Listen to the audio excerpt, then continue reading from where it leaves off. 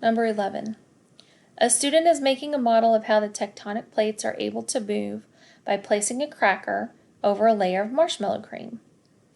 If the cracker represents the lithosphere, what does the marshmallow cream represent? A, the outer core, B, the inner core, C, the tectonic plates, D, the asthenosphere.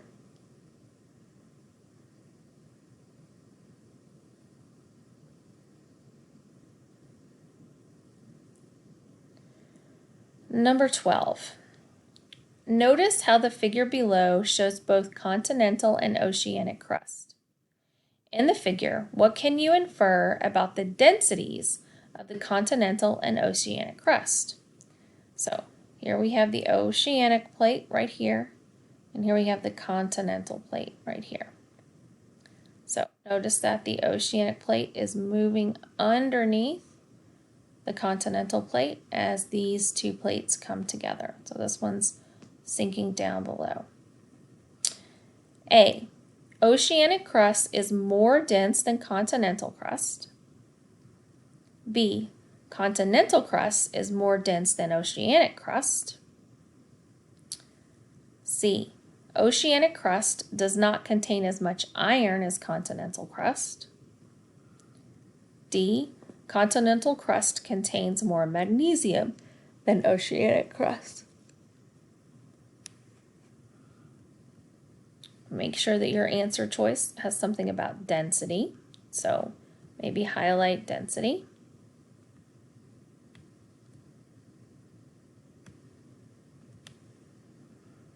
And then choose your best answer.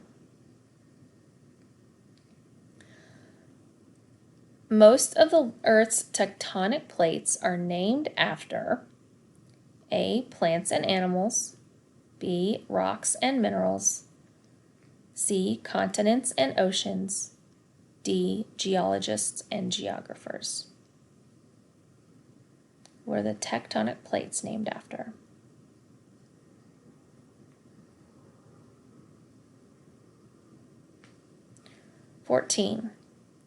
Which of the labeled plates is the Eurasian plate? A, B,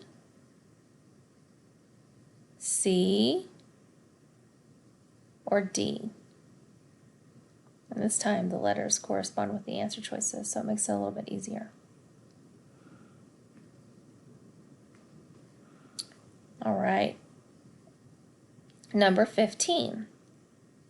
Which of the major tectonic plates is composed mostly of oceanic crust? A, the Pacific plate, B, the African plate, C, the Eurasian plate, which is here and over here, D, the South American plate. Which of the major tectonic plates is composed mostly of oceanic crust? So you may want to underline oceanic there.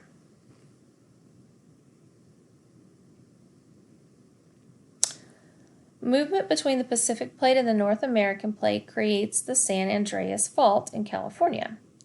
What type of plate boundary is found at this location?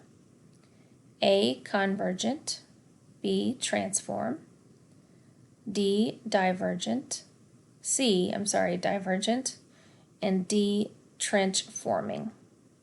So there's a couple of other questions earlier in the test about the San Andreas Fault. You may want to look up there on those questions to see if they can help you out.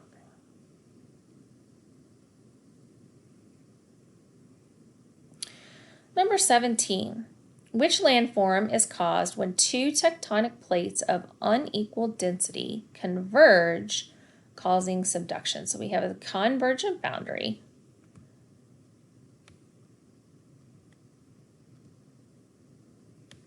So highlight that. And a convergent boundary that has subduction. So what kind of landform are we looking for here? An ocean coastline, a river valley, an ocean trench, or seafloor spreading.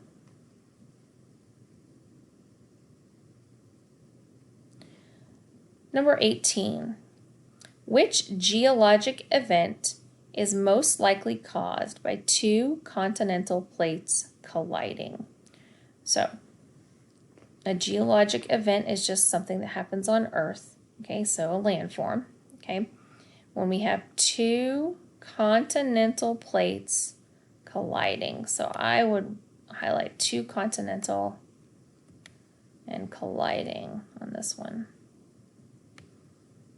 So that's what's interacting, two continental plates, and this is what they're doing. They're colliding with each other. So does that result in a volcano erupting? A. Mountain building? B. Canyon forming? C. Or seafloor spreading? D. Continental plates colliding, like this one and this one. What happens there?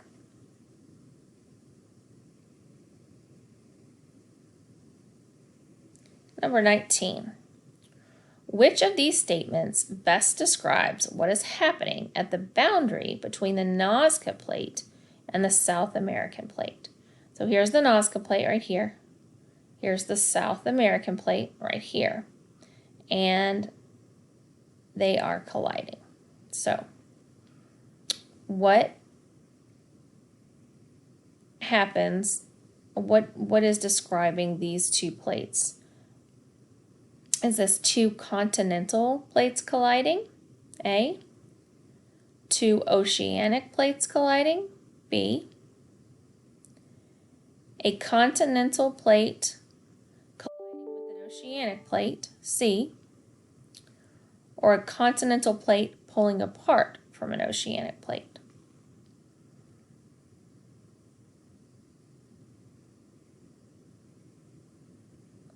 And finally, number 20. The model is showing the layers of the Earth and various surface features. Which is an advantage of this model? Hint, an advantage has to be true of the model, so you have to be able to see it on the model. It has to be something that actually describes the model. And it has to be better or safer in some way for the student to observe than what the model represents. So it has to be better than observing the actual mantle and outer core and inner core of the Earth, or it has to be safer. Okay, so that's how you would identify what an advantage is. So some of these answer choices are disadvantages. Some of them are things that don't describe the model at all, and one of them is an advantage. You're looking for the advantage, so you may want to highlight that. Okay. A. The model uses different materials than the actual layers of the Earth. B. The model displays heat transfer by convection currents. C. The model shows Earth as a rectangle instead of a sphere. D. The model shows Earth's position in the solar system. So, two answer choices are not describing the model at all. They're describing something that's not present on the model or something that the model isn't doing. So you should eliminate those two answer choices. Then you're left with one answer choice that is an advantage and one that is a disadvantage. So one of those things is better because it is some way safer or better in some other way for the student to observe. And the other thing is a disadvantage. That means that it's not better and it's not necessarily safer. It's just maybe something that makes it easier to make the model or something like that. I hope you guys did a great job. Make sure you ask any questions if you are confused.